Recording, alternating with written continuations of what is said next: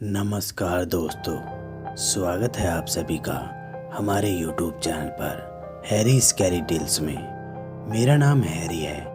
आज मैं आप सभी के लिए एक और बेहद डरावनी कहानी लेकर आ गया हूँ।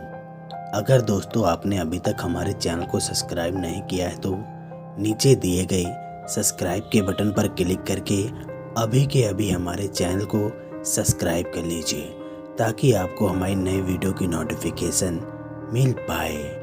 तो चलिए दोस्तों, कहानी शुरू करते हैं। ठीक है, तुम्हारे दोस्त की शादी में तुम सबको जाना भी चाहिए, पर इसके लिए शाम में निकलने की क्या ज़रूरत है। तुम लोग कल सुबह भी तो जा सकते हो, और फिर तुम लोग अकेले नहीं हो, लड़कियां भी हैं। सूरज की दादी ने सबको समझाते हुए कहा।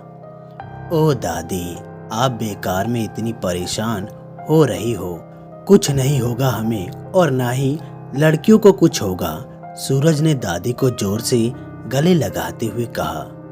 बेटा, इस बुढ़िया ने अपनी जिंदगी में बहुत कुछ देखा है, इसलिए कह रही हूँ। हाईवे का रास्ता रात के लिए सही नहीं है। बहुत तरह की चीजों से सामना हो सकता है तुम्हारा, तब तुम्हें परेशानी होगी, क्योंकि हाईवे के दोनों ओर घने जंगल हैं। रात में अगर रास्ता भटक गए तो, और वहाँ बहुत सी अलग घटनाएं होती हैं जो इंसानों की समझ से परे है। इसलिए मेरी मानो और कल सुबह चले जाना। दादी ने एक बार फिर से समझाने की कोशिश करते हुए कहा। क्या सच में दादी ऐसा होता है हाईवे पर?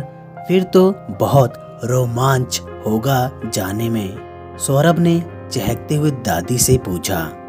बातों ही बातों में सौरभ ने दादी से बहुत सारी बात कर ली। जब लड़कियां भी आ गई तो फिर सब अपने दोस्तों की शादी के लिए निकल गए। शादी में सूरज, सौरभ, गौतम, मीरा और अक्षिता जा रहे थे। यार, मुझे तो सोचकर ही मजा आ रहा है। खूब मजे करेंगे, गौतम ने जिज्ञासा होकर उछलते हुए कहा। मजे? और तुझे तो बस खाने का ध्यान रहता है पार्टी में, वही तेरे लिए मजे की बात है। सौरभ को चिढ़ाते हुए गौतम ने कहा तो सब हंसने लगे।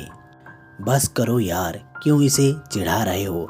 शादी और पार्टी में बच्चों के ही ज्यादा मजे होते हैं। सूरज की इस बात पर फिर से सब ठहाके लगाकर हंसने लगे और गौतम मुंह बनाकर चुप बैठ गया। गौतम, ऐसे बुरा मत माना करो यार, हम सब बस ऐसे ही मस्ती के लिए बोल रहे हैं। मीरा ने गौतम को चुप देखकर कहा तो उसने मुस्कुरा दिया, जिस पर एक बार फिर सब गौतम पर हंसने लगे तो वो शर्मा गया। सूरज, वो देखो, आगे कुछ लिखा है बोर्ड पर। सौरभ ने इशारा करते हुए कहा। Haunted highway. हाँ, यहाँ तो हॉन्टेड हाईवे लिखा है, सूरज ने कहा। यार चलो वापस, हमें कल सुबह निकलना चाहिए। वैसे भी शादी कल है, गौतम ने सूरज से कहा। पागल है क्या, इतनी दूर आकर वापस कौन जाएगा? सौरभ ने कहा। सौरभ की इस बात पर सूरज को छोड़कर बाकी सब ने मना कर दिया। तू पागल वागल तो नहीं हो गया है ना? सौरभ, क्या कहा था दादी ने, याद नहीं क्या? हम सब मुसीबत में पड़ सकते हैं, गौतम ने गुस्से से सौरभ से कहा। सब सौरभ और गौतम की बात पर ध्यान दिए हुए थे, तो किसी ने ये देखा ही नहीं कि गाड़ी अपने आप हॉन्टेड हाईवे में आगे बढ़ने लगी थी। जब सबका ध्यान गया तो गाड़ी जंगलों के बीच पहुंच चुकी थी। ये क्या हुआ? हम लोग यहाँ कैसे आ गए? सूरज ने चीखते हुए कहा। अब सब बहुत डर गए थे। सूरज ने गाड़ी की स्पीड बढ़ा दी ताकि जल्दी यहाँ से निकल सके, पर गाड़ी आगे बढ़ ही नहीं रही थी, बल्कि एक जगह पर अटकी हुई थी। इससे सभी और भी ज्यादा डर गए। सबने सोचा पैदल वापस भागते, और सभी एक एक करके गाड़ी से निकले। तभी एक परछाई दिखी, जिसे देखकर गौतम डरकर वापस कार में बैठ गया। बाकी सब कुछ दूर आगे बढ़ गए थे। पीछे मुड़कर देखा तो गौतम कार में दुबक कर बैठा हुआ था। सबने उसे बाहर निकालने को कहा, पर उसने किसी की नहीं सुनी। फिर मीरा ने पास जाकर कार का गेट खोलकर गौतम की ओर अपना हाथ बढ़ाकर उसे निकालने के लिए कहा।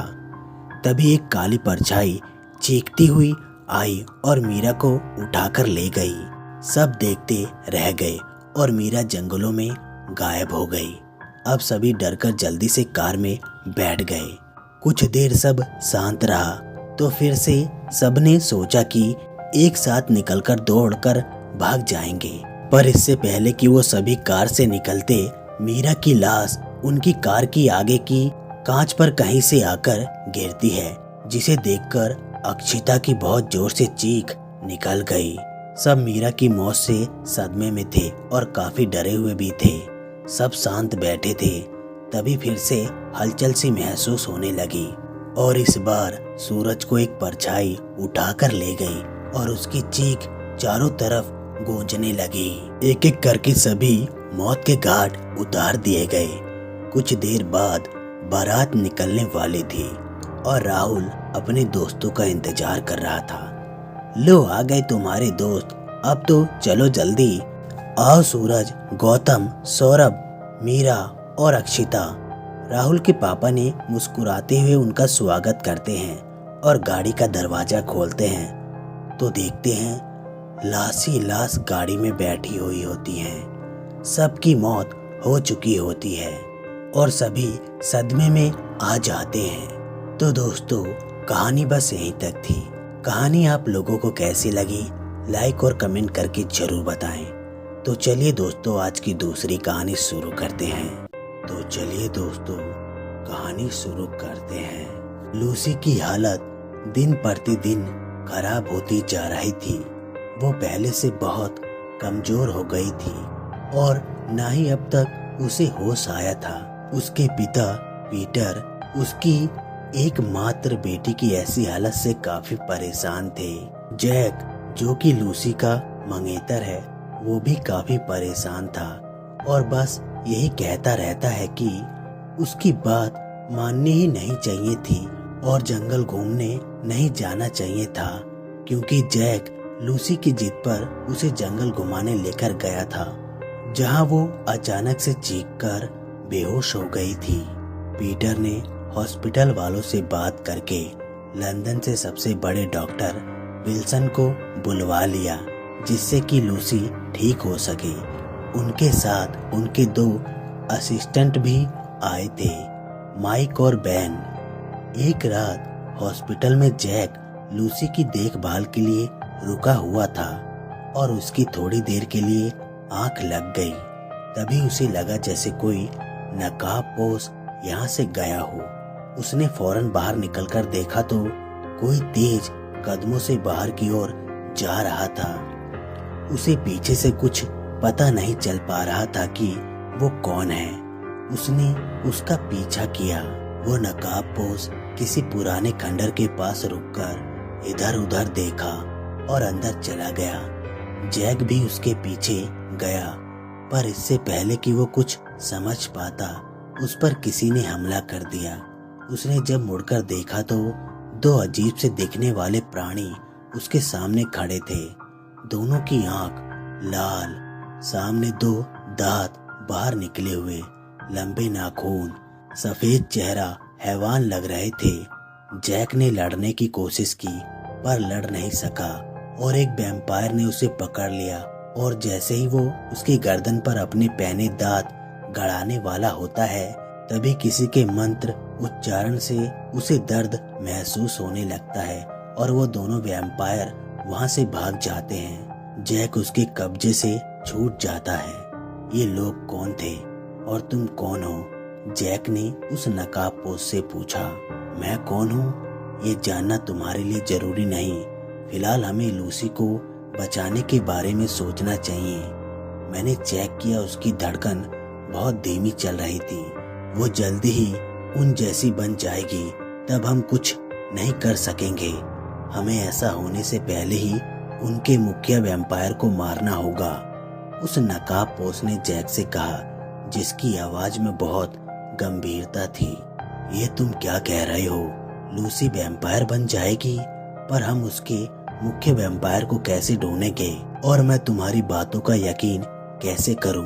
जबकि मैंने तो तुम्हें अब तक देखा भी नहीं, ना नाम पता है। जैक ने नकाबपोश से कहा। नकाबपोश ने अपना नकाब हटाते हुए कहा, अलीना मेरा नाम तुम्हारे लिए इतना काफी होना चाहिए यकीन करने के लिए, और उस वैम्पायर का पता उनके साथ ही बताएंगे। अब चलो चलो। ओह तुम बहुत खूबसूरत हो अलीना, पर हम कहाँ जा रहे हैं? जैक ने अलीना को देखते हुए कहा। उसी जंगल में जहाँ से ये सब हुआ था। मुझे यकीन है ये दोनों वैम्पायर वहीं गए होंगे। अलीना ने कुछ हथियार अपने जैकेट में भरते हुए कहा। अलीना बोली, और इसे रख लो अपने साथ, काम आएगा। जैक ने कहा, ये लकड़ी का टुकड़ा किस काम आएगा? अलीना बोली, ये कोई आम लकड़ी नहीं है, पवित्र जल में डुबाकर मंत्रों से इसे खास वैम्पायर को मारने के लिए बनाया गया है। तभी अलीना को कोई आकर कानों में कुछ कहता है तो उसे पता चलता है कि लूसी हॉस्पिटल से गायब है। अलीना बोली, जल्दी चलो जैक, हमारे पास समय नहीं है वरना बहुत देर हो जाएगी। जैक बोला, क्या कुछ पता चला तुम्हें? क्या बात है बताओ। अलीना बोली, लूसी गायब है हॉस्पिटल से और वो वहीं होगी। दोनों बात करते जंगल पहुंच चुके थे। तभी एक गुफा से आवाज आती है, आओ अलीना, तुम्हारा ही इंतजार था। कोई गुफा के अंधेरे वाले हिस्से से बोल रहा था, जिसे वो दिखाई नहीं दिया, बस उसकी आवाज आ रही थी। जैक बोला, क्या इनको पहले से पता है कि तुम आओगी, और क्या तुम एक दूसरे को पहले से जानते हो? कौन है ये? एलिना कोई जवाब नहीं देती है। तभी जैक की नजर लूसी पर पड़ती है और वो सब कुछ छोड़ उसकी ओर देखने लगता है, जो कि किसी चट्टान के ऊपर हवा में तैर रही होती है। लूसी! जैक चिल्लाता हुआ उसकी ओर दौड़ता है। वहीं रुक जाओ जैक, ये अब तुम्हारी लूसी नहीं है, अब ये भी हमारी तरह एक वैम्पायर है। हा हा हा। उसी ने कहा जो अंधेरे में था, और वो शायद सबका मुखिया था, और उसके साथ उसके दो साथी भी थे जो उजाले में खड़े थे, जिन्होंने जैक पर हमला किया था। जैक बोला, नहीं, ये वैम्पायर नहीं हो सकती, ये मेरी लूसी है। एलिना बोली, छोड़ दो उस लड़की को, मैं तुम्हें इसे वैम्पायर नहीं बनाने दूंगा। तभी वो मुख्य वैम्पायर लूसी को नीचे उतार देता है और सामने बंधे हुए एक इंसान की ओर दिखाकर कहता है, जाओ और अपनी भूख मिटाओ। लूसी पल भर में उस इंसान तक पहुंच जाती है और एक ही झटके में उसके गर्दन पर अपने पहने दांत गड़ाकर खून पीने लगती है, और पीते पीते ही उस इंसान की गर्दन उड़ा देती है। ये देखकर जैक की एक चीख निकल जाती है, लूसी नहीं। लूसी अब जैक पर हमला कर देती है, जिससे एलिना बचा लेती है और लूसी को एक ही झटके में उठाकर फेंक देती है। लूसी जंगल की दूसरी ओर पटकाकर गिरती है और भाग जाती है। इधर सबका ध्यान भटकने से सारे वैम्पायर भाग जाते हैं। एलिना जैक से कहती है कि अब उसे लूसी को मारना ही होगा, क्योंकि वो अब एक वैम्पायर बन चुकी है, जिसके लिए जैक तैयार नहीं होता है और कहता है कि मैं उसे रोक लूंगा। शहर में रात के समय एक कमरे में बच्चा खेल रहा था।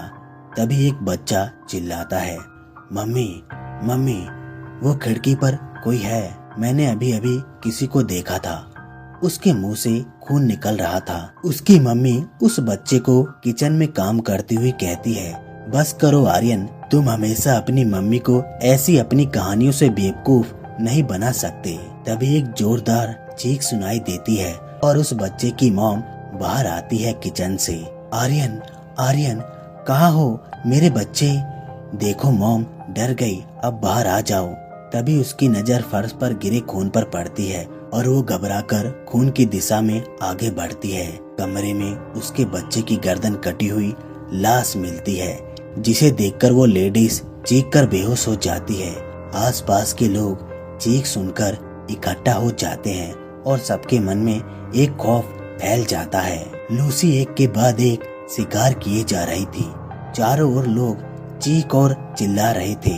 सड़कों पर लाश और खून का बिखराव पड़ा था। लूसी का चेहरा खून से सना हुआ था। कब वो एक खूनी दरिंदी बन चुकी थी। फिर जब वो एक लड़की को पकड़कर खून पीने वाली होती है, तभी जैक आ जाता है और उसे ऐसा करने से मना करने लगता है। लूसी, होश में आओ, देखो ये तुम नहीं हो।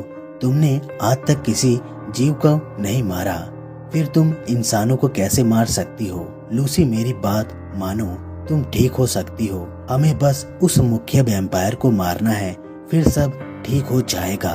जैक, तुम्हें अब भी लगता है कि मैं इंसानों को नहीं मार सकती? जैक, मुझे बहुत मजा आ रहा है ये सब करने में। ओह जैक, तुम बहुत भोले हो। तुम्हें तो ये भी पता नहीं कि तुम किसकी बातों में आ रहे हो और वो कौन है। चलो कोई बात नहीं, अब मैं तुम्हें यकीन दिलाऊंगी कि मैं क्या कर सकती हूँ। लूसी अपने मुंह के आसपास लगे खून को चाटती हुई खौफनाक हंसकर जैक से कहती है। लूसी जैक पर हमला कर देती है। एलिना दौड़कर आती है। लूसी दांत गड़ाने ही वाली होती है कि तभी जैक अपने कोट से वो लकड़ी का टुकड़ा निकालता है और लूसी के सीने पर वार कर देता है, जिससे लूसी चीखती हुई जलकर राख का ढेर बन जाती है। जैक ने इंसानियत के आगे अपने प्यार को कुर्बान कर दिया। फिर जैक एलिना के साथ निकल पड़ता है मुख्य वैम्पायर को और उसके साथियों को ढूंढकर मारने के लिए, ताकि बुराइयों का अंत कर सके। तो दोस्तों, कहानी बस यहीं तक थी। कहानी आप लोगों को कैसी लगी, लाइक और कमेंट करके जरूर बताएं और साथ में हमारे चैनल को भी सब्सक्राइब कर लें। हम आपसे मिलते हैं अगली वीडियो में। तब तक के लिए धन्यवाद दोस्तों।